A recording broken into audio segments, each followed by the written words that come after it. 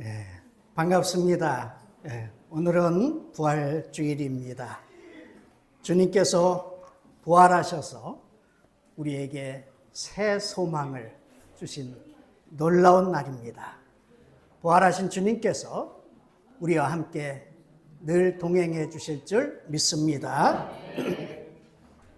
부활은 2000년 전에 과거의 사건으로 끝나는 것이 아니라 그것을 넘어서 현재를 살아가는 우리에게 큰 힘이 됩니다.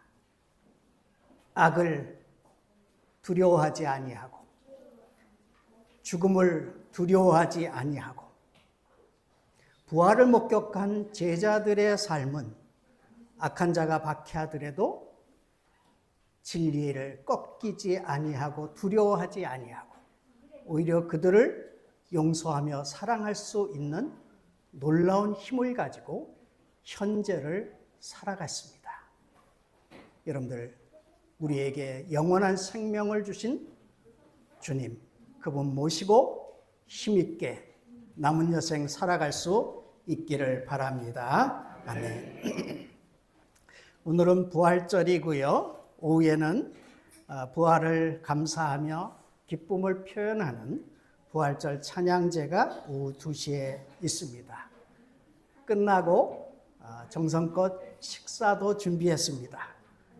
또 기쁨으로 여러분들이 같이 동참도 하셨는데 우리 멀리 이사 가셨지만은 늘 교회를 그리워하는 강숙향 권사님께서 과일을 보내주시고 네. 양혜승 권사님께서 부활절에 꽃이 있어야 되지 않겠습니까?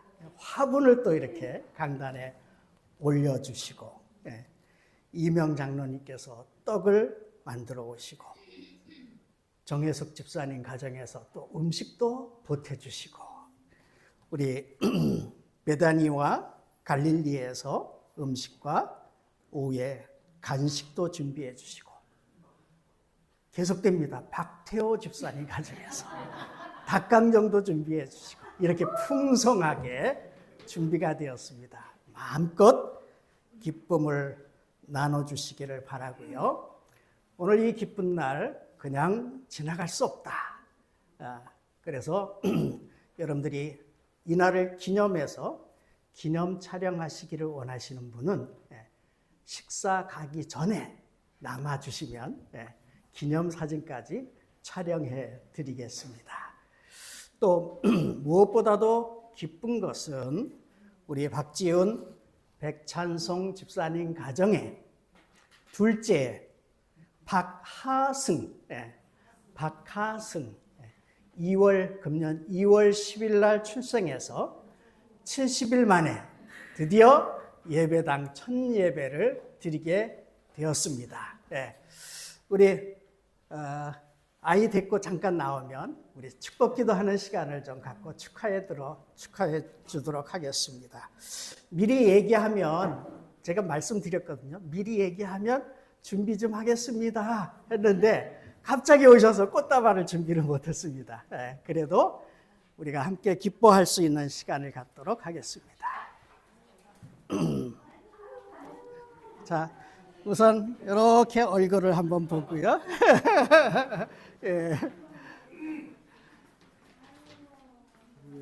하은이는 벌써 이만큼 컸습니다. 저를 보시고 자, 기도하십시다. 하나님 아버지, 사랑하는 가정, 믿음의 가정에 이제 둘째 아이 새 생명을 보내주시어서 이렇게 건강하게 자라게 하신 은혜 참 감사합니다. 아이가 자라며 몸이 건강하게 자라고 지혜도 자라고 하나님을 아는 영도 맑아져서 하나님이 이 땅에서 하시고자 하는 일을 복되게 수행하며 살아갈 수 있는 귀한 자녀 될 수 있도록 인도해 주시기를 원합니다. 할아버지, 할머니, 엄마, 아빠의 신앙을 계승하여 이 땅에서 더 풍성한 삶을 살아가고 믿음의 가정으로 든든히 세워갈 수 있도록, 그리고 이 시대에 필요한 하나님의 일꾼으로 살아갈 수 있도록 복 내려 주옵소서. 예수님의 이름으로 축복하며 기도하옵나이다. 아멘. 우리 한번 축하의 박수 한번 쳐드립시다.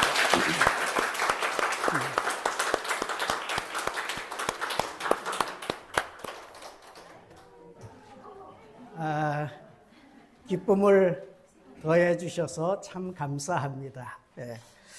이제 우리 잠시 자리에서 일어나셔서 630장 찬송 부르며 오늘은 먼저 봉헌을 하도록 하겠습니다.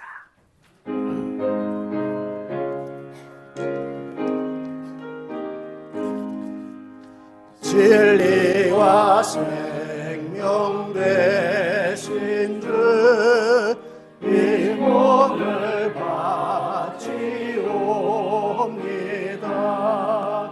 믿음과 소망 사랑에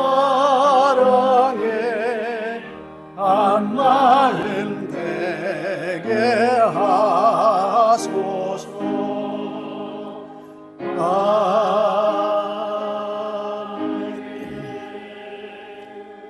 생명의 주인 되신 하나님, 이 땅의 어둠을 물리치시기 위해 참빛으로 오신 주님을 찬양하며 감사를 드립니다. 모든 죄악과 죽음의 세력을 이기시고 부활하여 새 생명의 길을 열어주셔서 감사합니다. 어둠이 빛을 이길 수 없음을 부활을 통해 확증해 주심도 감사를 드립니다. 혹 살아가면서 죄와 삶의 무게가 우리를 짓누르더라도 빛을 향한 여정을 멈추지 않게 붙들어 주시옵소서. 부활의 소망과 기쁨을 주심을 감사하며 향유를 드린 여인처럼 감사와 기쁨의 마음을 담아 주님께 예물을 드렸습니다. 일평생 이 기쁨과 감사를 빼앗기지 않고 살아가게 하시고 늘 풍성한 은총을 찬송하며 복된 인생을 살아가게 하여 주옵소서. 예수 그리스도의 이름으로 기도하옵나이다. 아멘. 다 자리에 앉으시기를 바랍니다. 할렐루야! 깜짝 놀라셨죠? 주님이 부활하시면 이렇게 깜짝 놀라는 마음이지 않을까, 그리고 반가운 마음이지 않을까 하는 마음으로 저희가 깜짝으로 이렇게 섰습니다. 모두 함께 서로를 바라보시면서 처음 보시는 분들도 있으실 거고 익숙한데 오랜만이야 하시는 분들도 있으실 텐데 서로 쳐다보면서 예수님 다시 사셨대! 한번 해볼까요? 하나 둘 셋. 예수님 다시 사셨대! 어머, 예수님 다시 사셨대! 어머. 이 웅성웅성 거림이 온 땅에 퍼지도록 우리 함께 찬양해 보실 텐데요. 우리 죽음을 이기신 주님께 영광의 박수 한번 올려 부르시면서 우리 보좌 앞에 모였네 함께 찬양 드리시겠습니다.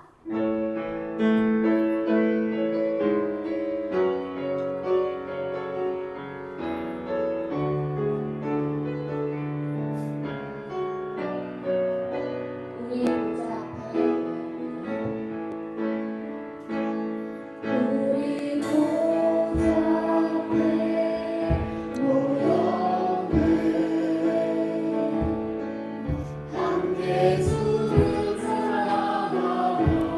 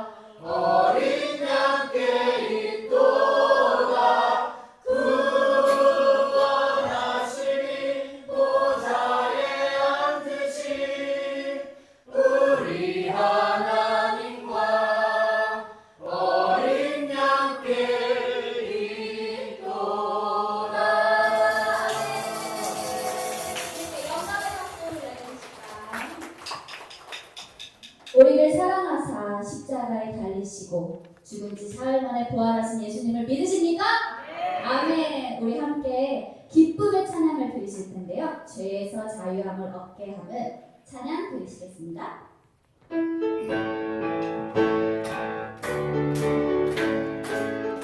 박수 치면서 온몸으로 찬양 드리시겠습니다.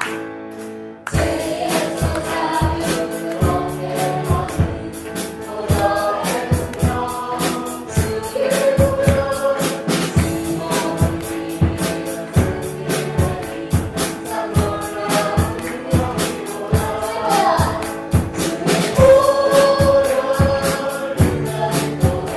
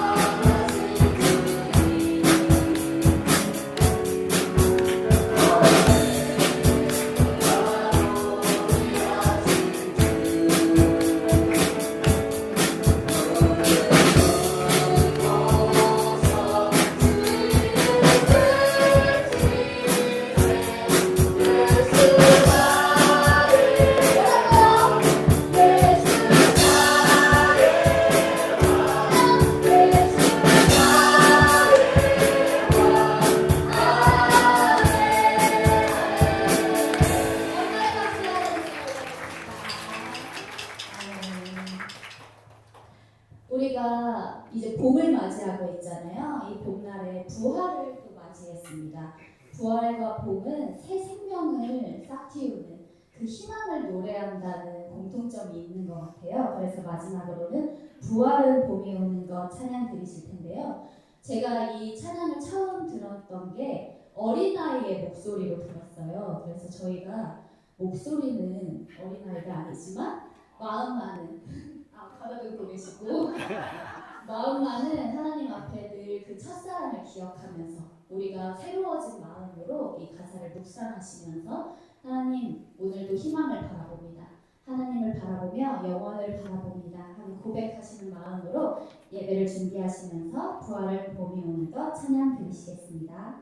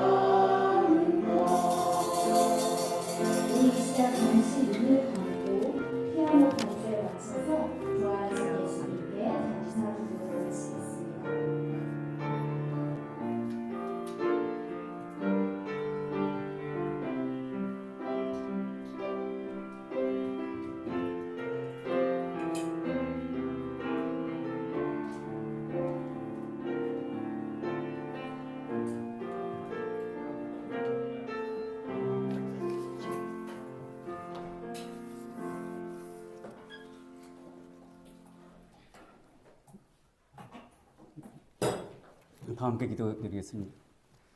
부활의 아침, 부활의 기쁨을 온전히 누리며 예배드릴 수 있도록 주의 전으로 인도하심을 감사드립니다. 이 시간 마음과 정성을 다해 드리는 이 예배를 주님께서 기뻐 받아 주옵소서. 우리의 참 소망이신 하나님 아버지, 모든 고난을 기꺼이 감당하시며 부활하심으로 우리 그 참소와 생명을 주신 주님께 나아갑니다. 이 시간 우리들의 허물을 인식하게 하시고 새로운 소망을 꿈꾸며 날마다 부활의 삶을 살 수 있도록 인도하여 주옵소서. 은혜로운 하나님 아버지, 우리의 일상에서 우리가 감당치 못할 크고 작은 어려움에 다가올 때마다 우리들은 믿음 없는 모습으로 걱정하고 근심하는 우리의 모습을 봅니다. 그러나 주님께서 그때마다 항상 함께 하셨고 대비하셨고 회복의 은혜를 내려주셨습니다. 이 모든 것이 날마다 부활의 삶으로 이어지고 주님으로 받는 사랑과 은혜의 고백으로 다가오심을 감사드립니다.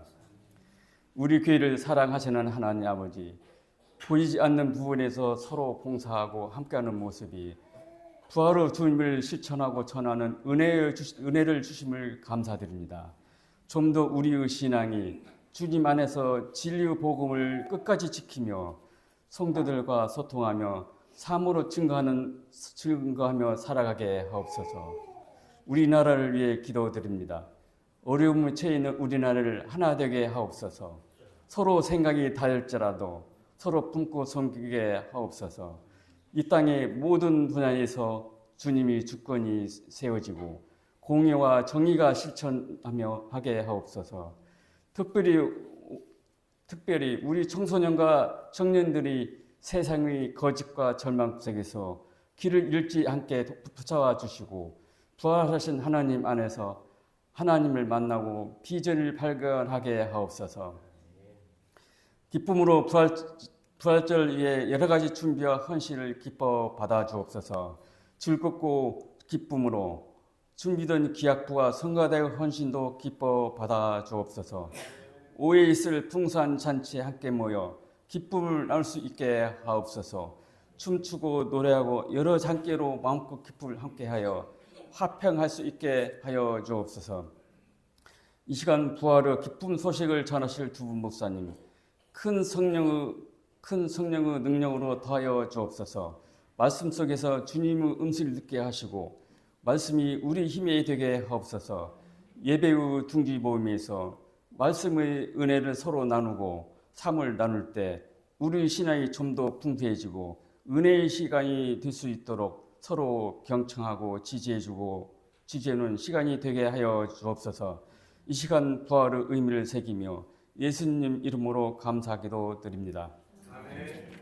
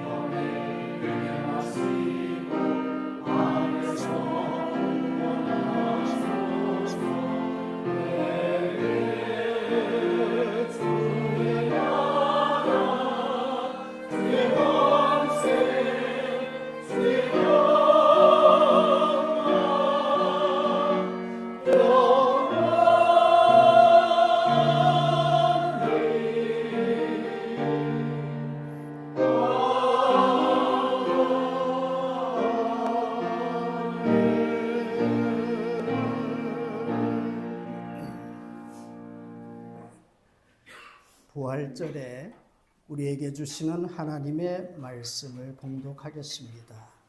신약 성경 요한복음 20장 11절부터 18절까지의 말씀입니다.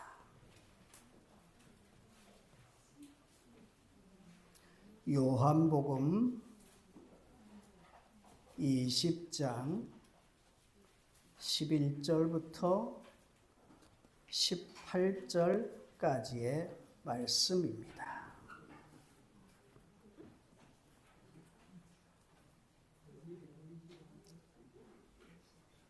말씀을 봉독하겠습니다. 마리아는 무덤 밖에 서서 울고 있더니 울면서 구부려 무덤 안을 들여다보니 흰옷 입은 두 천사가 예수의 시체 뉘었던 곳에 하나는 머리편에 하나는 발편에 앉았더라. 천사들이 이르되 여자여 어찌하여 우느냐? 이르되 사람들이 내 주님을 옮겨다가 어디 두었는지 내가 알지 못함이니이다. 이 말을 하고 뒤로 돌이켜 예수께서 서 계신 것을 보았으나 예수이신 줄을 알지 못하더라. 예수께서 이르시되 여자여 어찌하여 울며 누구를 찾느냐 하시니 마리아는 그가 동산지기인 줄 알고 이르되 주여 당신이 옮겼거든 어디 두었는지 내게 이르소서. 그리하면 내가 가져가리이다. 예수께서 마리아야 하시거늘 마리아가 돌이켜 히브리 말로 라보니 하니 이는 선생님이라는 말이라. 예수께서 이르시되 나를 붙들지 말라. 내가 아직 아버지께로 올라가지 아니하였노라. 너는 내 형제들에게 가서 이르되 내가 내 아버지 곧 너희 아버지 내 하나님 곧 너희 하나님께로 올라간다 하라 하시니 막달라 마리아가 가서 제자들에게 내가 주를 보았다 하고 또 주께서 자기에게 이렇게 말씀하셨다 이러니라. 아멘.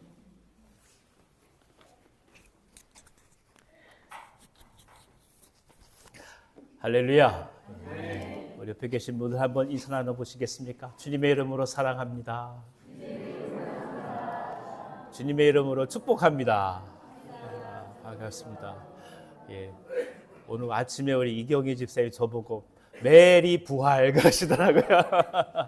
기쁜 부활절입니다. 얼마나 행복하고 또 소중한 날인지 모르겠습니다. 매년마다 우리가 이 부활절을 맞이할 때마다 우리를 다시금 살리시는 하나님의 은혜와 생명의 기쁨을 누립니다. 이 은혜가 우리 가운데 가득하기를 원합니다. 이 사실 예수님의 부활을 제자들이 처음부터 믿었느냐? 그렇지는 않았습니다. 그들이 처음에 믿었던 것은 예수님의 부활이 아니라 단지 예수님이 무덤에서 사라졌다. 그 예수님의 시신이 사라졌다라는 눈앞에 보이는 현실이었습니다. 어찌된 일인지 시신을 찾을 수 없다는 이 무덤의 빈 공간만이 그들이 믿을 수 있는 전부였습니다. 물론 여러분 예수께서 부활하실 것을 말씀하셨지만 막상 십자가에서 죽으셨다는 사실이 제자들에게는 너무나 큰 충격이었습니다. 그래서 부활에 대한 말씀을 전혀 기억할 수 없었던 것입니다. 아니 너무나 황망해서 앞으로 자신들의 삶을 어떻게 해야 할지 공황 상태에 빠졌다고 보는 것이 정확한 표현일 것입니다. 달래 두렵고 달래 힘든 게 아니에요. 우리가 어떻게 해야 되느냐, 이것 때문에 사실 힘든 거예요. 예수께서 십자가에서 죽으셨다 그러면 죽으신 예수님에 대한 마음이 서러운 게 아니라 앞으로 우리가 어떻게 살아야 하느냐, 이것이 힘든 거예요. 그러니까 인간은 결국 자기 관심을 넘어서지 못해요. 부모님이 떠나신 그 부모님 자체가 안타깝고 슬픈 게 아니에요. 떠나시고 나면 대체 내가 어떻게 사느냐가 사실 슬픈 거예요. 그래서 인간은 자기 이상을 넘어서지 못해요. 베드로마저도 이 빈 무덤을 보고 당혹스러움 속에서 기이 여기면서 발길을 돌릴 수밖에 없었습니다. 세상에서 살아가는 모든 사람들이 부활의 주님을 발견하고 믿는 것이 그래서 얼마나 어려운지를 우리는 이 말씀을 통해서 깨닫습니다.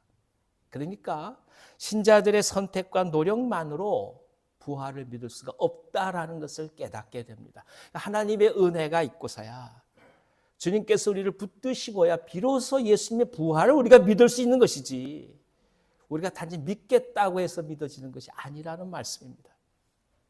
그러면 제자들은 이후에 어떻게 부활의 주님을 깊이 만났을까요? 세상에 발을 딛고 살아가는 우리가 예수님의 부활을 체험해야 한다면 우리는 어떤 길을 걸어가야 할까요?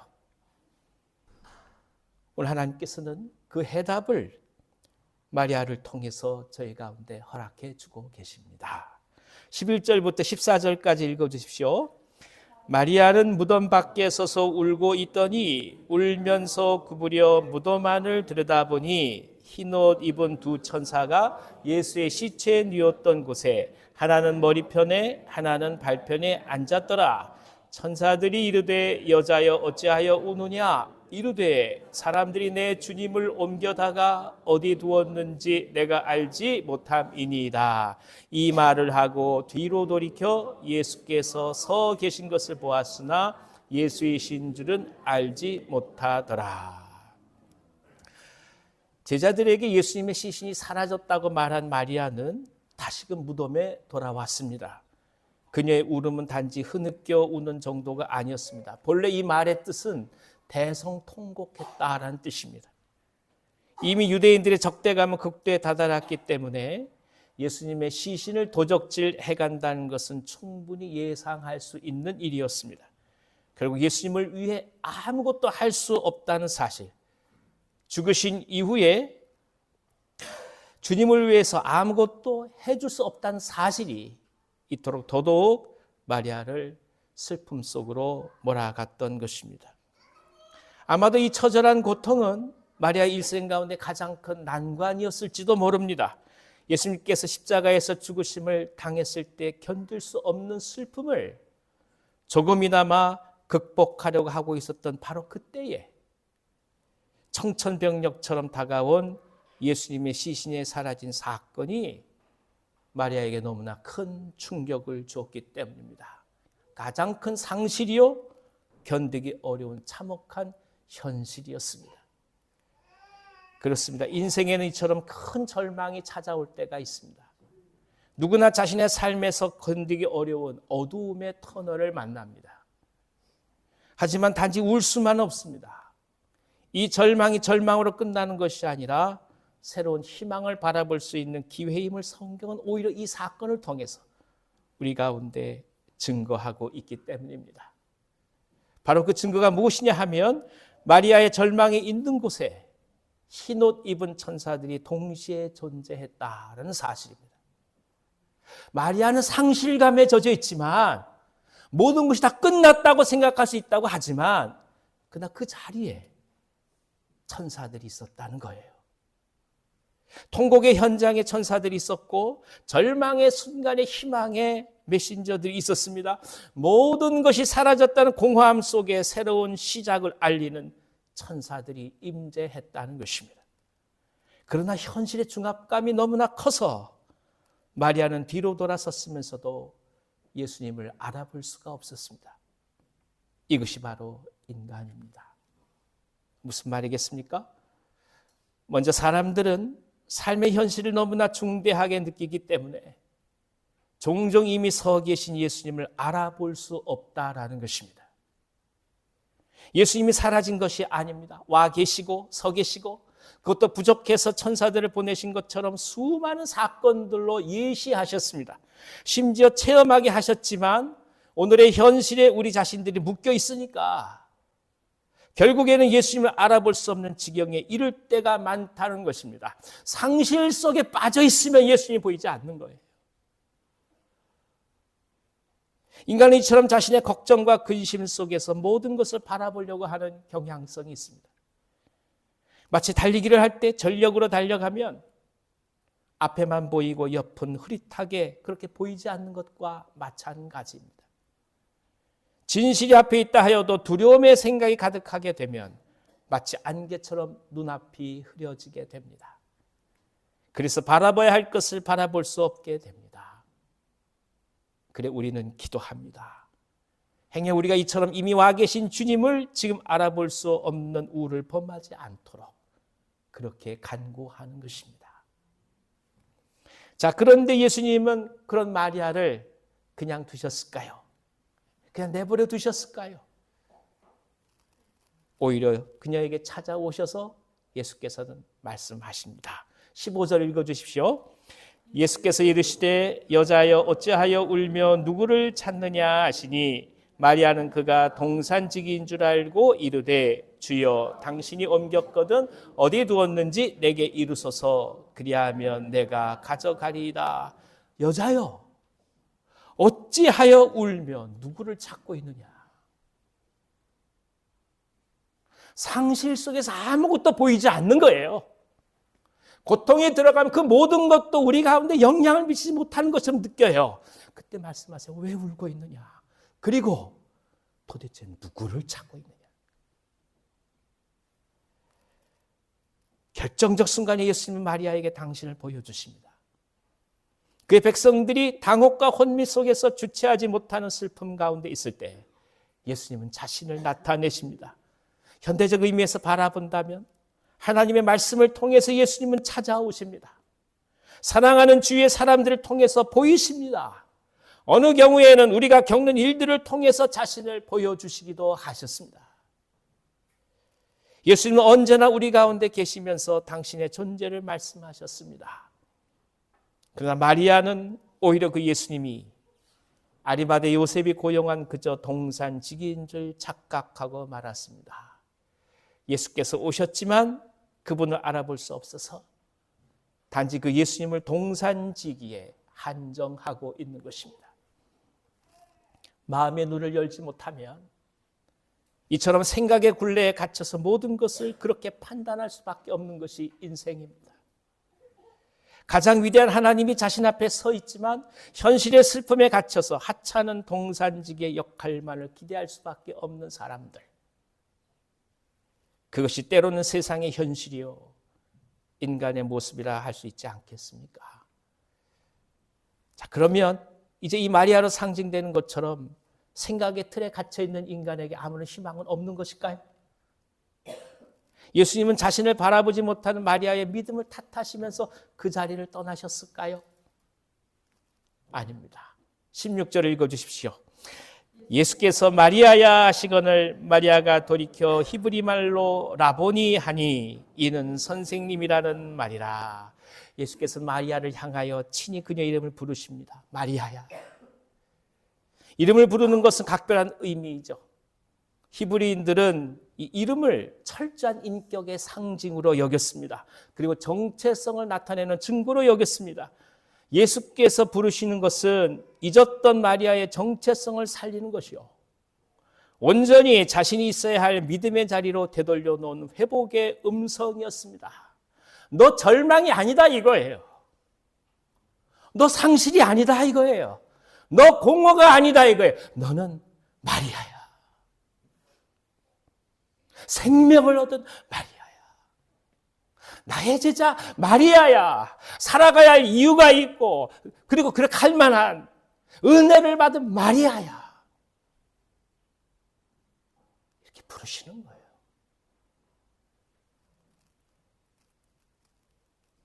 슬픔의 자리가 더 이상 마리아의 자리가 아니란 뜻입니다. 주님을 만난 희망과 미래에 대한 소망을, 그리고 사랑하는 사람을 잃어버린 것이 아니라 다시금 만나게 되는 가장 소중한 회복을 그녀의 이름을 부르심으로써 이루신 것입니다. 아무개야. 주님은 성도들의 믿음을 탓하며 떠나시지 않으십니다. 주님은 그런 성도들의 이름을 부르시며 오늘 찾아오십니다. 마리아는 비로소 닫혔던 눈이 열리기 시작했습니다. 예수님이 보이기 시작했습니다. 가장 가까이 계신 분을 가장 멀리 떠난 분으로 생각하며 슬퍼했던 자신을 깨닫게 된 것입니다. 이제 감격에 겨워서 마리아는 주님을 붙들기 시작합니다. 너무나 감사하고 기뻐서 와락 주님에게 달려갔습니다. 그렇습니다. 오늘 우리에게 필요한 것은 주님의 음성입니다. 주님께서 나를 부르시고 내 내면을 만지시고 내 연약함과 내 고통을 보듬으시면서 함께 아파하시고 지금도 계속해서 나를 부르신다는 신뢰와 확신만이 우리를 우리되게 만들고 그리고 치유해 간다는 뜻입니다. 그러므로 이제 마음의 귀를 열어서 그분의 음성을 더욱더 깊이 듣고자 합니다. 우리가 예배를 드리고 하나님 말씀을 들으며 봉사를 하고 섬기며 전도하는 모든 삶은 사실 예수 그리스도의 음성을 들어가는 과정입니다. 우리 자신의 생각으로는 가능성이 없지만 하나님의 말씀을 묵상하며 기대를 가질 수 있는 것도 예수 그리스도의 음성을 들어가는 과정입니다. 소리만이 음성이 아니라 삶의 체험, 그리고 삶에서 얻어지는 수많은 관계, 그 속에서 하나님의 그리스도의 음성이 있다는 뜻입니다. 질병과 시련 속에서 너무나 지쳐있지만 그 속에서 하나님을 바라는 영혼의 정화를 경험하는 것도 예수 그리스도의 음성을 들어가는 과정입니다. 미래에 대한 두려움과 떨림 속에서 오직 하나님의 구원을 기다릴 수밖에 없어서 우리가 겸허할 수밖에 없었던 그것도 바로 예수 그리스도의 음성을 듣는 과정입니다. 그 속에 주님의 부르심이 있습니다. 따라서 그것은 단순한 소리요 음성이 아니라 삶의 체험이요 인생의 경험이요 영혼을 울리는 깨달음이며 현실 속에서 우러나는 깊은 성숙의 고백인 것입니다. 믿음은 바로 성숙 속에서 주님의 음성을 듣게 하는 것입니다. 그렇습니다. 예수님은 우리 가운데 계시고 지금도 말씀하십니다. 예수님이 계신 곳은 높은 천상에서만이 아니라 오늘 당신의 현실, 당신의 고난, 그리고 당신의 아픔 속에 거하십니다. 고통스러운 결단과 고난의 삶을 그저 하나님께서 우리에게 던져놓고 팔짱을 끼고 지켜보는 분이 아니십니다. 누구보다 고통의 현장 가운데 함께 하시고 우리 자신의 슬픔과 눈물을 함께 흘리시는 하나님임을 오늘 우리에게 말씀하시는 것입니다. 부활은 별게 아니에요. 같이 있다는 거예요. 멀리 떨어져서 사라진 상실이 아니라 이거예요. 내가 너와 같이 있다 이거예요. 그게 부활이에요. 참된 치유는 이 예수님의 음성이었습니다. 어떤 상황이 다가온다 할지라도 설사 감당하지 못한 일이 있다 할지라도 우리가 든든히 흔들리지 않고 갈 수 있는 이유는 주님의 음성을 들었고 그 주님을 발견했기 때문입니다. 사랑하는 여러분, 우리 삶에서 울려 퍼지는 주님의 말씀, 그 사랑의 부르심에 귀를 기울여 보시기를 바랍니다. 당신이 힘들다고 생각한 그 속에서 당신의 이름을 부르시는 주님을 만나게 될 것입니다. 절망 중에 부르셨던 마리아에게 마리아야 부르신 것처럼 오늘 우리들의 주님께서는 부르시고 계십니다. 당신의 노동의 현장에서, 당신의 고통의 현장에서, 당신의 갈등의 현장에서, 때는 당신의 절망의 현장에서 주님은 부르십니다. 부활의 주님의 음성이 우리 모두 가운데 가득하기를 기원합니다. 주님 부활하셨으니 감사합니다. 매 순간 부활의 주님과 함께함을 감사합니다. 그러니 저희들의 모든 삶이 부활의 삶이 되게 해 주시옵소서. 절망에서 부활로, 고통에서 부활로, 아픔에서 부활로, 상실에서 부활로, 그래 우리 모두의 삶을 그리스도와 더불어 가는 삶으로 빚어 주시옵소서. 이 은혜가 우리 모두 가운데 가득하기를 간절히 기원합니다. 기도하겠습니다. 하나님 아버지, 우리 주님을 살리셔서 그래서 또한 우리를 살리시니 감사합니다. 우리 주님을 죽음 가운데 살리셔서 우리들의 절망과 상실로부터 저희 모두를 살리시니 감사합니다. 주님과 더불어 일평생 부활의 기쁨을 누리게 하여 주시옵소서. 예수님의 이름으로 감사하며 기도하옵나이다. 아멘.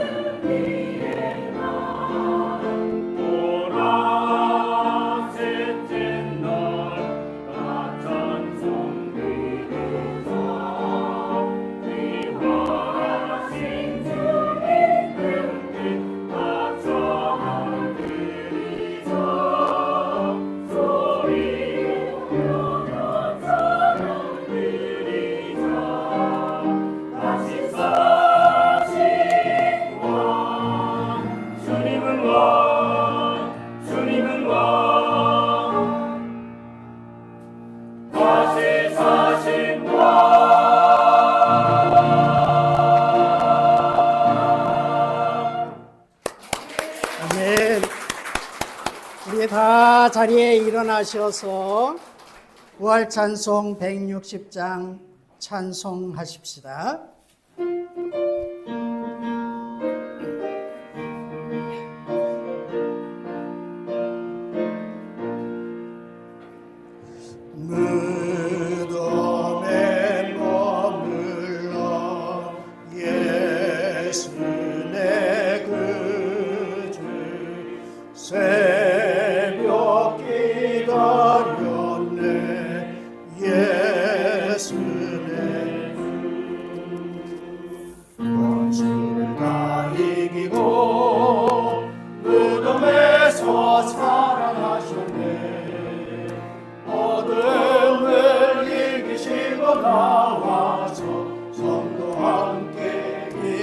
다스리시네 사셨네 예수 다시 사셨네 헛되이 지키네 예수 내 구주 헛되이 봉하네 예수 내 주 원수를 다 이기고 무덤에서 살아나셨네 어둠을 이기시고 나와서 성도 함께 이기 다스리시네 사셨네 예수 다시 사셨네 거기 보아드네 예수 내 구주 그리를 살리네 예수 내 주 원수를 다 이기고 무덤에서 살아나셨네 어둠을 이기시고 나와서 성도 함께 이기 다스리시네 사셨네 예수 다시 사셨네 부활이요 생명이 되신 우리 구주 예수 그리스도의 은혜와 하나님 아버지의 그 크신 사랑과 성령의 교통하심이 내가 주를 보았다 마리아가 제자들에게 증거한 것과 같이 우리도 세상에 나가 부활하신 주님이 나와 함께 하신다 증거하며 부활의 증인으로 살아가기를 소망하는 사랑하는 주의 자녀들 앞날 위에 이제로부터 영원히 함께 있을지어다. 아멘.